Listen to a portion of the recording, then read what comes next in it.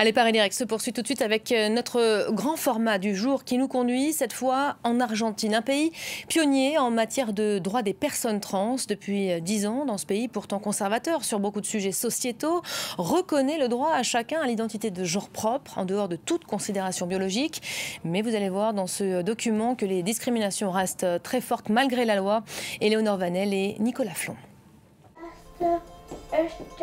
Dans le miroir, le reflet d'une enfant bien dans sa peau. Juanita a 7 ans.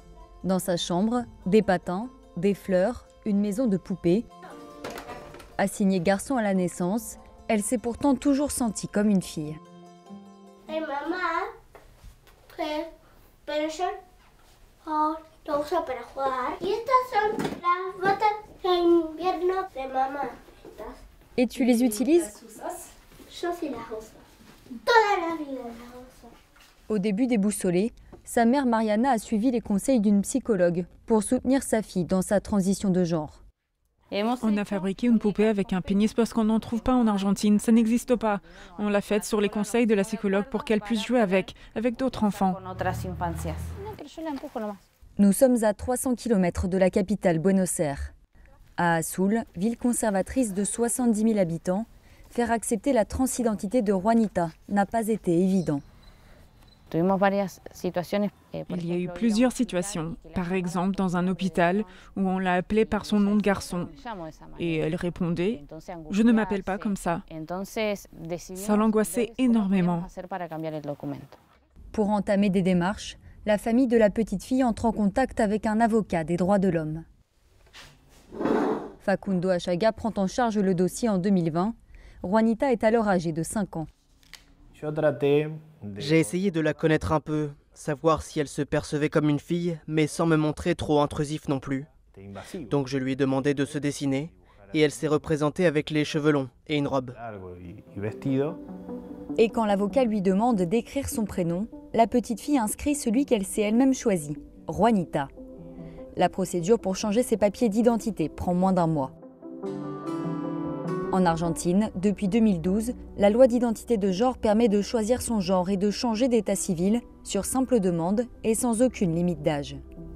Le pays a été le premier au monde à instaurer une telle mesure, encore aujourd'hui parmi les plus avancées à l'international. Il n'est pas nécessaire d'avoir l'avis d'un psychologue ou d'un psychiatre, car avec cette loi, être transgenre n'est plus considéré comme une pathologie. Ce n'est pas perçu comme une maladie mentale et aucune opération ou traitement médical n'est exigé. Depuis l'adoption de ce texte il y a 10 ans, plus de 9000 personnes ont officiellement demandé le changement de leur identité de genre. Marcela Romero a été l'une des co-autrices de cette loi avant-gardiste. 10 ans plus tard, elle manifeste pour demander aux législateurs d'aller encore plus loin. El Estado argentino, la democracia, tiene una deuda con la población trans. Los derechos están, y esos derechos se llaman Ley Integral Trans, una ley que va a beneficiar a toda la población trans. Une loi globale qui doit être débattue au Congrès, avec pour objectif de garantir davantage d'inclusion sociale. Car dans ce pays pionnier en matière des droits des trans, 80% d'entre eux vivent pourtant dans la précarité.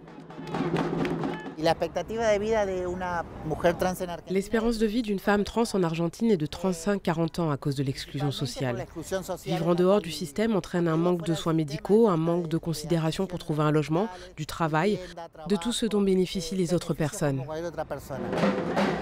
Une forte discrimination qui se traduit parfois par des crimes de haine. En 2020, 129 personnes trans en ont été victimes. À 32 ans, Fiorella a été confrontée quasiment toute sa vie à cette violence, très ancrée dans la société. J'ai vécu à la rue, j'ai dû me prostituer. Je n'ai pas pu terminer mes études secondaires, pas pu trouver du travail. Donc sur le plan personnel, ça m'a énormément affectée. Et l'histoire de Fiorella est loin d'être un cas à part. En Argentine, moins d'un quart des personnes trans terminent leurs études secondaires. 95% ont un emploi précaire ou sont au chômage. Une grande majorité tire ses revenus de la prostitution. Conscient de ces difficultés d'accès à l'emploi, ce grand groupe financier a créé en 2018 un réseau d'entreprises baptisé Pride Connection. Celui-ci promeut des mesures plus inclusives envers les LGBT+, pour mieux les intégrer au monde du travail. Par exemple, dans un entretien d'embauche, on est amené à utiliser des pronoms « il » ou « elle ». Donc on va ouvertement demander aux candidats « quels pronoms souhaitez-vous qu'on utilise ?» Des choses comme ça qui ne nous semblaient pas si évidentes par le passé. Sébastien fait partie des 2 salariés trans de l'entreprise JP Morgan. Embauché fin 2020, ce cadre de 36 ans supervise une vingtaine de personnes. Avec son exemple, il espère faire évoluer les mentalités. Dans notre société, on ne s'imagine pas qu'une personne trans puisse travailler dans ce genre de lieu. Donc le simple fait d'être ici, d'occuper un poste de direction dans une entreprise multinationale, c'est un acte révolutionnaire d'une certaine façon.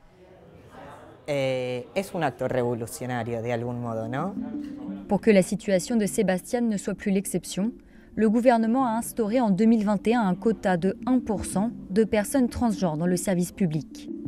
Le texte de loi encourage également les embauches dans le secteur privé via des déductions d'impôts.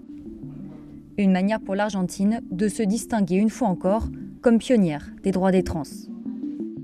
On poursuit maintenant avec les sports et les adieux au tennis d'un grand champion français malheureusement éliminé dès le premier tour de Roland-Garros. J'ai nommé Jo-Wilfried Tsonga. Regardez.